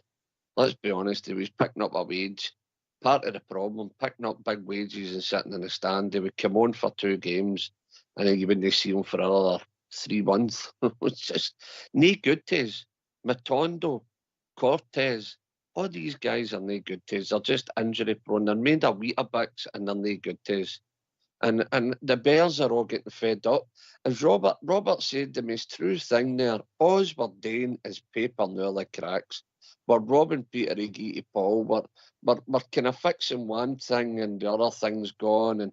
And Southside's trying to hold it all together by saying, look, give him time. And he's doing his best. And I get it. And by the way, there's no more guy deflated on Sunday on our Southside. Me and him on that phone for an hour and a half. And we were getting right into the nitty-gritty, disagreeing, arguing, loving it, agreeing, and it's just a way. It's a death in the family on Sunday.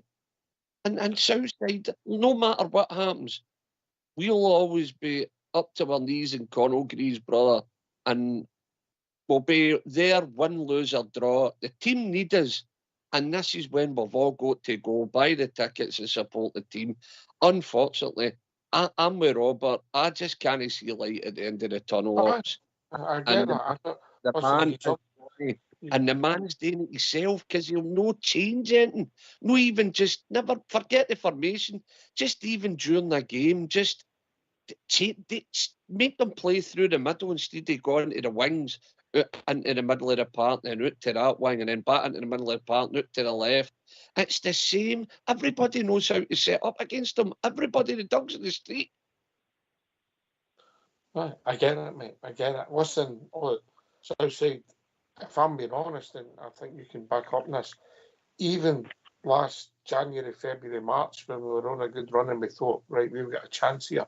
And we did, let's be honest. Me and you were I was discussing the shape with you, wasn't it? It wasn't, this is no. No, it has been poor. And like I say, we've lost a lot of experienced players right through our squad and our team. As much as Lundstrom wasn't a cup of tea, we all wanted rid of him. Maybe if the manager had tried to persuade him to stay, he might have thought he'd have been somebody in there that might have been able to have had things together and an experienced player in there to help Barron or whatever. But for me, he was done and his days up. He down tools before in the Rangers jersey. So for me, he was done. But he had experience. He had Ryan Jack when he was fit. Was in there. He'd experience.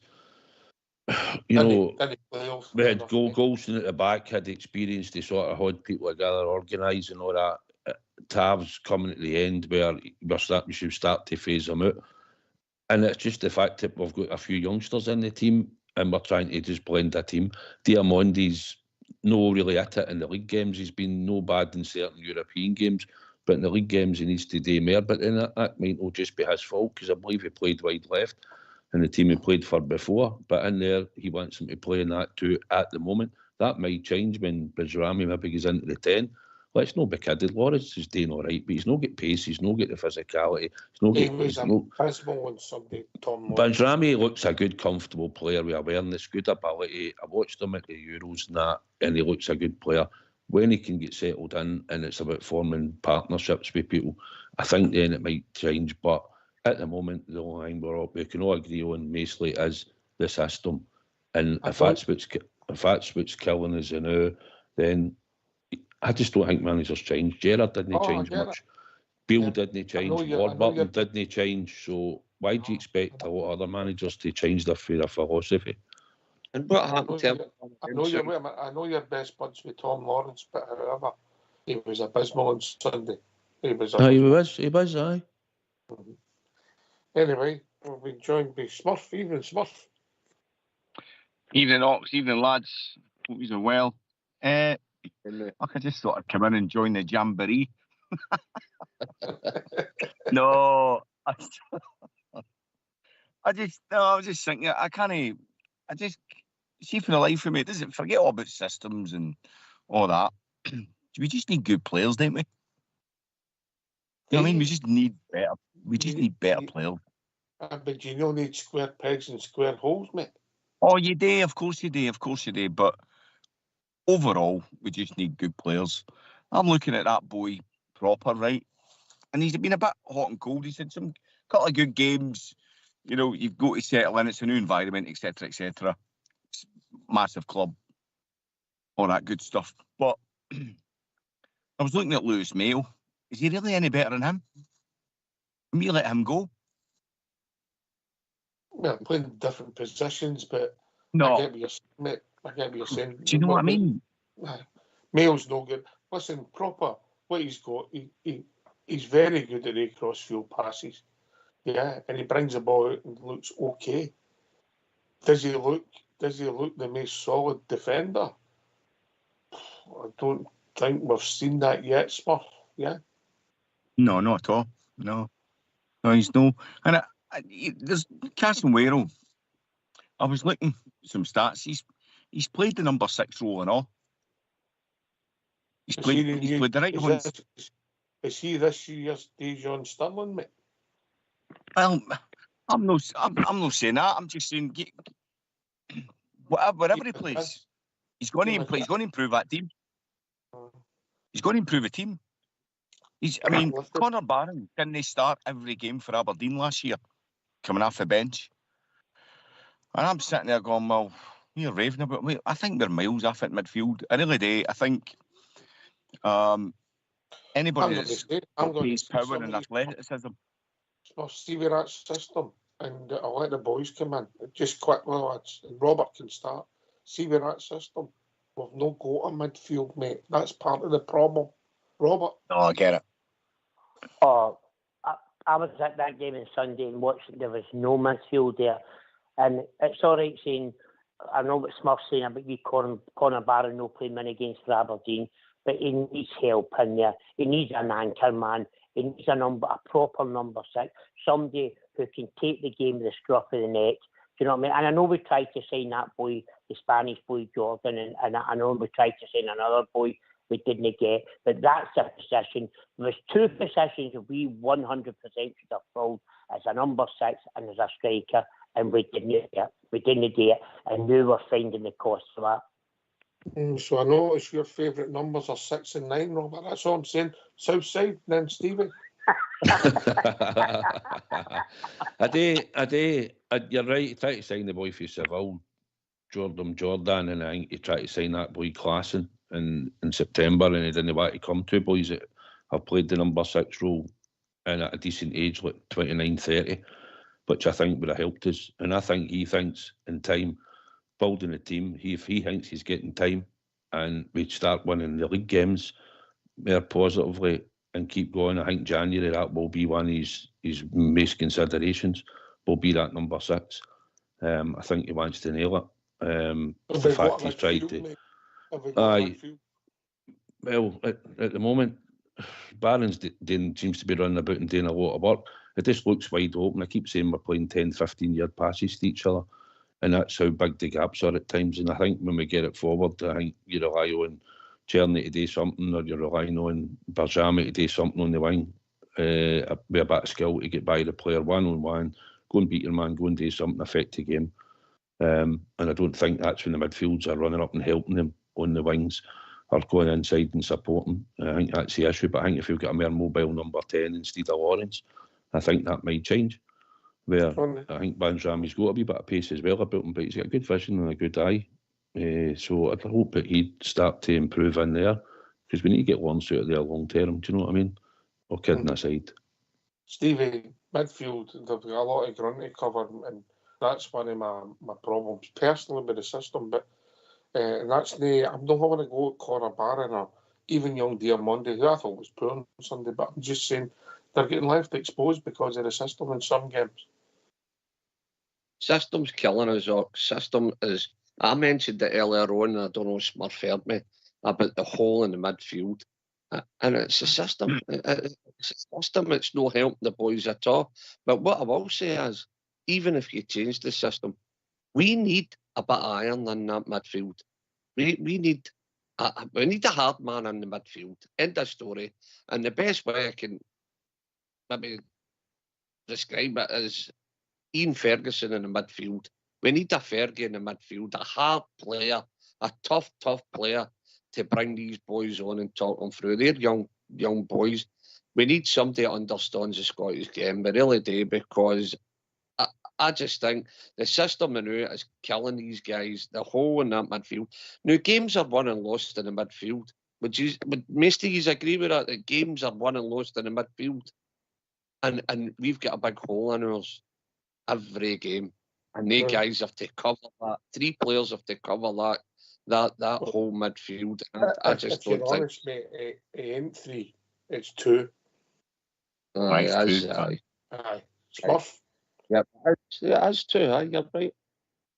It's if you look at how Rangers played against the Manx at Parkhead, the first 5-10 minutes, the press was phenomenal, and they were pinned in their own half, and that's how that system's meant to work.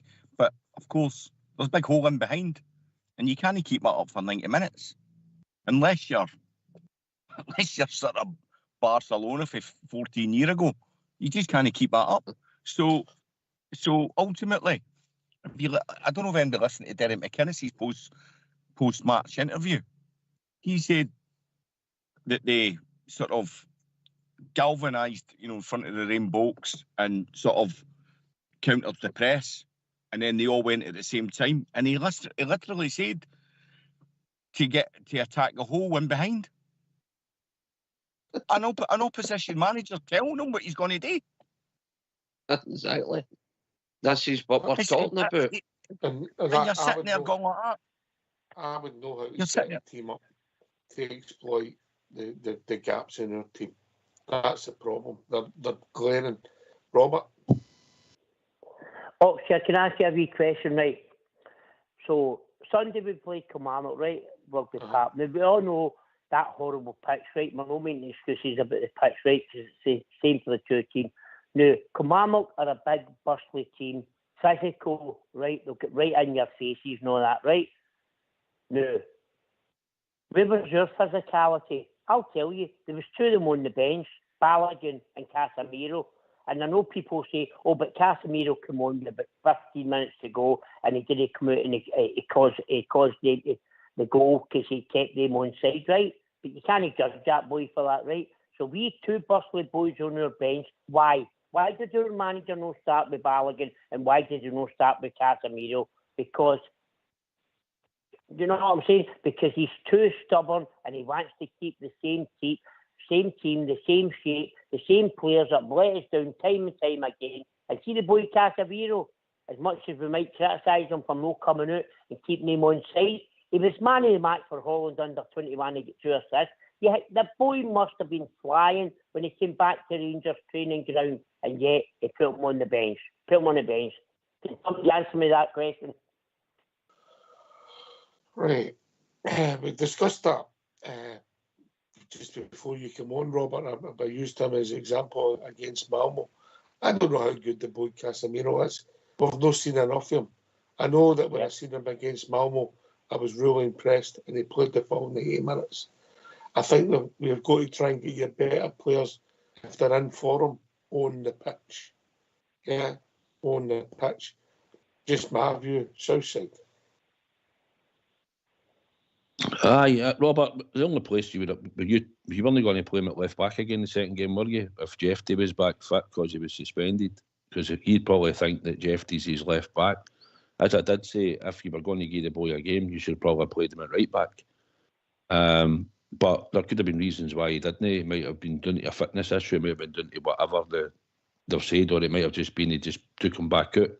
He went with Tav and stuck Jeffy back in.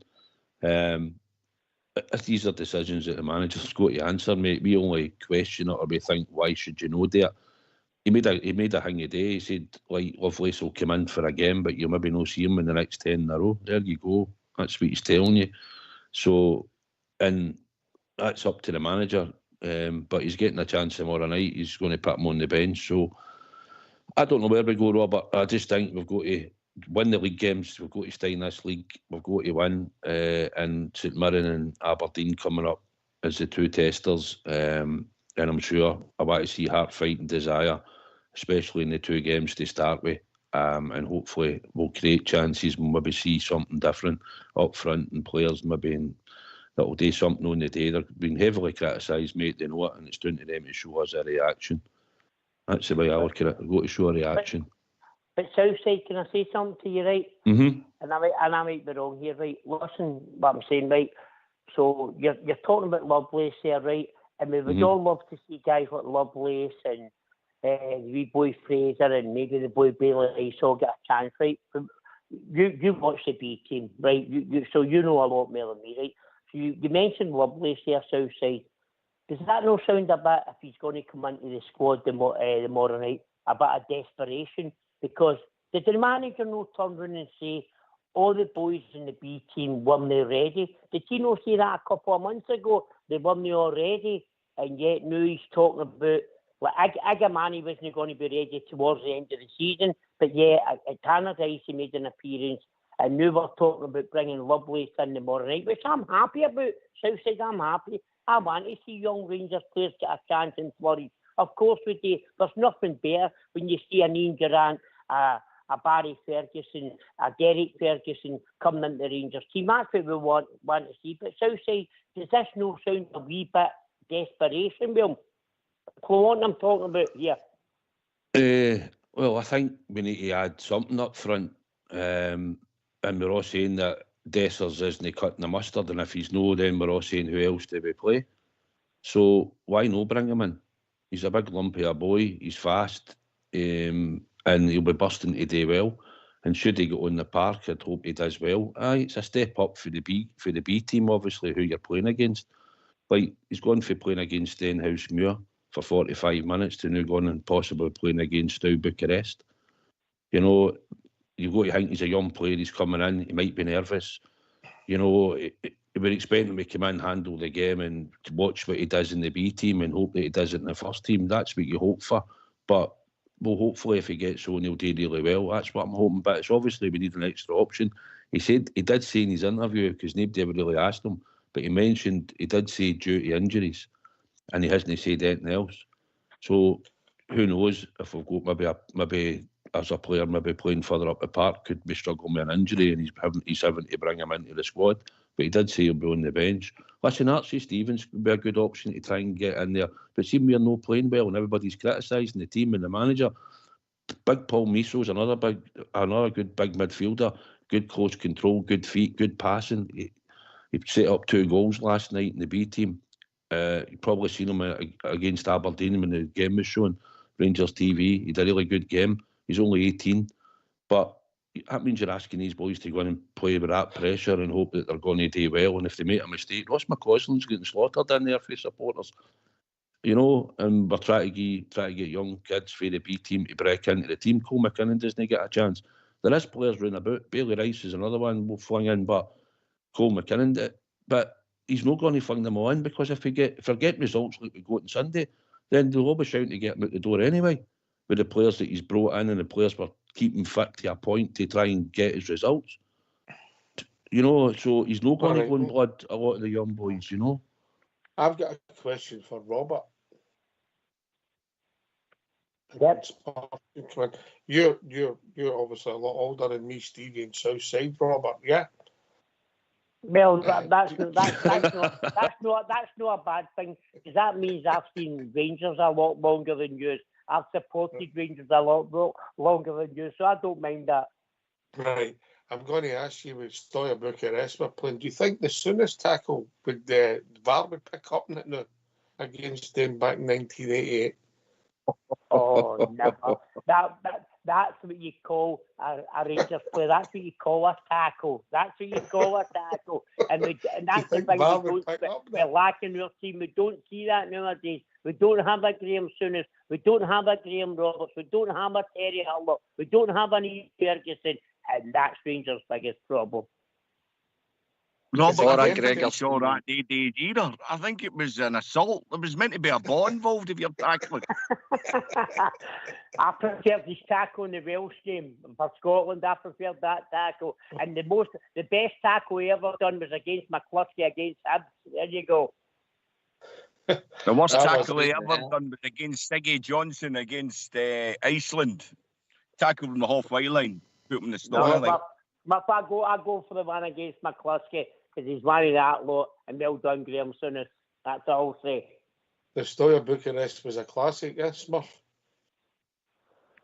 I actually read a story about it a few months ago. The boy had to go get emergency surgery in Glasgow because he burst one of the lymph nodes in his leg and his groin, so he did when he done the tackle. I mean, these are things you don't know going on behind the scenes. You just thought, oh, that's assault, the boy's off, gets subbed, whatever. And you think, a magic spongeman and a bit of that spray and he'll be, limping about for a few days. He went away and had surgery. Is it Ross Hall Hospital? I think he went there and it was a lymph node had exploded. They said it could have cost him his life.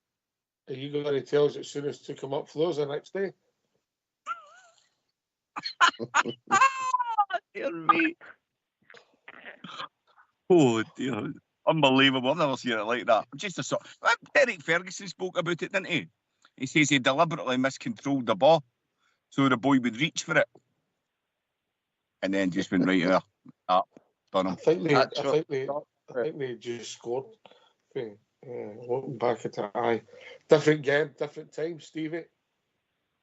Oh, 100%. Listen, that's what we're talking about. We're talking about a bit of iron. No, I know the game's changed. Would they still be on the park now? No. No, they've been in the jail now. Aye. No, we've done a big dunk. But anyway, no, the bottom line for me is that Rangers team at Parkhead, they were beat before they got off the bus. And that's what that Rangers team we're talking about there, Souness, etc. They had teams beating the tunnel before they went on the park. Teams were looking out at them going, oh, I don't fancy this today. Terry Hurlock, he's a Hearts player. The menu for the Edinburgh Royal Infirmary before they just run out onto the park. That boy must have been quaking in his boots. Things like that there, just mentality. We've no got it anymore. We've no got that fight, win mentality. They boys would home in bad moods when they get beat. Well, our boys now get home and play a PlayStation. That's the difference. Need to correct you there. Tom Lawrence was really disappointed on Sunday. He should have wanted his wages back. He was non-existent. You're talking about that. So you're talking about London wages. See, a lot of these boys, young boys, your Leon Kings and that, boys that they're just obviously not going to cut it now for whatever reason. And it's no disrespect to them, but they're all drawing a wage. I think there needs to be a colour aim. There needs to be a certain, use guys for that age onwards. He's haven't made it, and off you pop, and clear them out, because the collective wage could bring in a really good player that's going to start every week and bring through the next batch of kids. They've got to be more agile in their thinking and just, I don't know.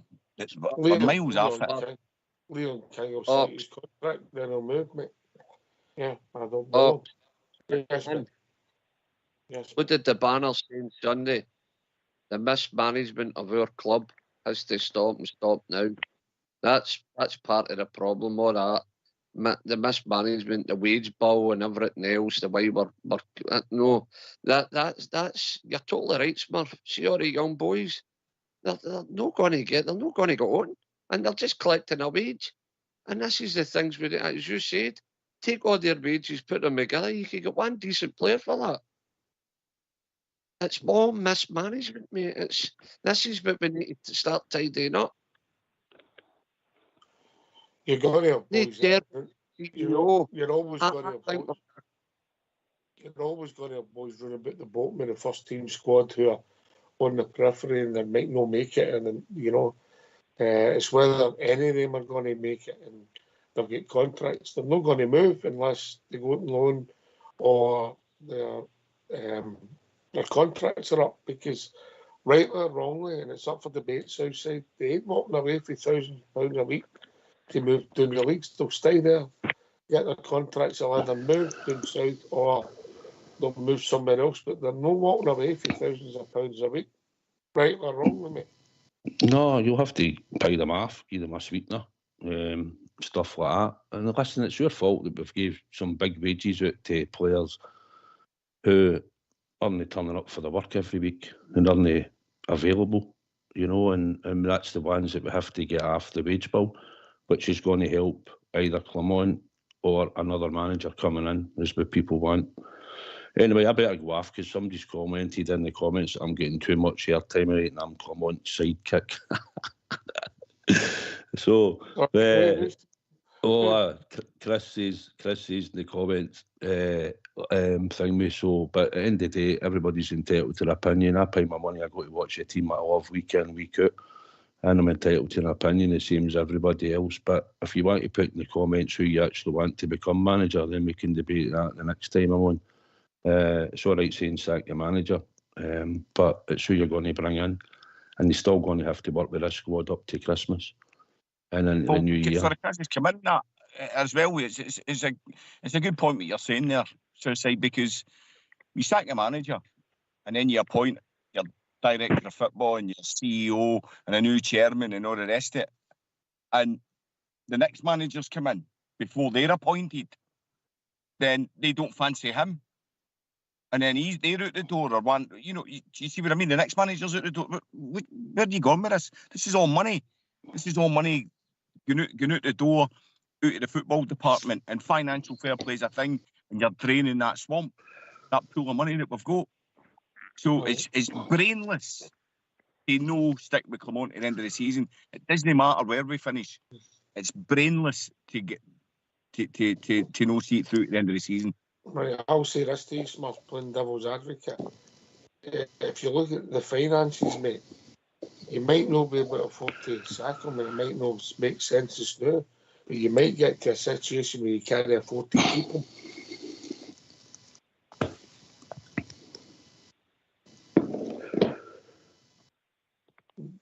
Yes, Smurf. And I'll come in that Oxford. That's the best thing I've heard on Rangers Radio in a while. You're bang on, pal. You're bang on, pal. We can't afford to keep him. You know what? See tomorrow night. I think they'll lucky for 40,000 fans going to be there. And see, Rangers are doing well this season.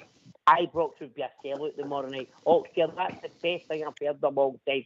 Can we afford to keep him? That's a great point. And that'll unravel. Look, Smith, I hope we win tomorrow night. The pressure get lifted on the manager.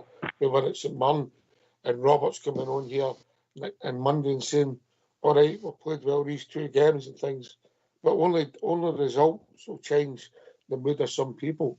I get your sentiment. It's not always the answer to sack the manager. These things usually end the one way. No, I get that, but the point I'm making is, see another manager comes in, right? He's got a certain type of player playing in a certain system, and so see the next guy fancies a 4-3-3 with two inverted wingers. Well, where'd you go then? That would suit Tierney. But nothing in Scottish football's going to suit Tierney, mate. Well, you know what I'm saying, though. He's I'm looking at my next number 10. He's going to have fantastic moments because he's got technique and he's got ability. But it's not the dug in the fight, mate. It's the heart in the dug. No, I get that. But in terms of ability, and you know what, I don't think he's pacey. I think a guy that's playing inverted the way we did under Gerrard, effectively, I think that would suit his game. But no, we're too disjointed. We're all over the gaff. Do you know something? I'm going to contradict myself. It might be the perfect time to change it before we spend any more money. Listen, Stevie's point about, when you start looking at it, we need to get a CEO, and I know they're working hard and the plans unravelled because somebody didn't take the job, so that set them back. We didn't see, there was a couple of things they didn't see coming. But anyway, we have to deal with it. That's a whole show on its own. But listen, last word for your good self, Smurf. Just get behind the team. Look, we've just got to see it through. That's the way I see it. And good night, and keep it going for Rangers, as Bridgeman would say. Here. Robert. When I hear Rangers fans saying we just need to ride it out and give another 2 or 3 transfer windows, no, we don't. That's not my DNA. I wasn't born and I wasn't brought up that way as a Rangers fans. We don't give in to anything and we don't ride anything out. We have to win, and we have to win now. Come on, the Rangers. Oxford, Big Stevie, Southside, thanks for taking my call tonight, guys. I really appreciate that. Stevie. All right, Robert. Good to hear you, Robert. Aye, that's it. Aye. Stevie, brilliant. Listen, thanks again, Ox. It's been brilliant being on the South Side, and as you can see, non-scripted. We argue with each other, we'll talk to each other, we're blue in the face. We love the club, and that's it. And Robert's right. We're all used to Rangers winning, aren't we? We've got to start again. Listen, we'll be there. Me and Southside will be from the streets and in the stands. Glasgow Rangers hooligans. We'll be there, man. Support the team. Come on, Rangers. Southside.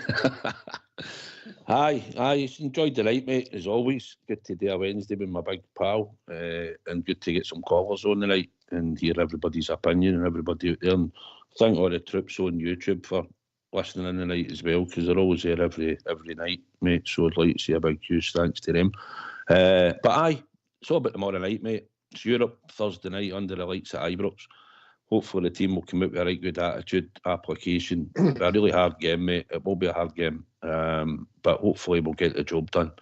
And that would get us on to 6 points and see where we go. But the most important thing is getting back to winning games in Scotland, mate. And that will start on Sunday. So, but thanks for having us on. And as always, one team, one crown. Southside, before you go, you know I'm not a Clyde, mate. You know that, yeah? Mm-hmm. Yeah, but I just get sent some... Big Stevie's apron. Now, I'll be honest with you, I was expecting the traditional full plastic Union Jack one, yeah? Uh-huh. Yeah, for the kitchen. Well, it's your traditional suspenders one, he's called that one. Yeah, so that shocked me. So I've been sent some pictures. It wouldn't be fair to mention the person's name, but it shocked me. Anyway, thanks to Does he get oven gloves on as well? The full Bura, mate. Big ones. Listen, that's the new band uniform you're looking at. What did you say, mate? Sorry, I said that's the new band uniform you're looking at. He's might win the best band in the world.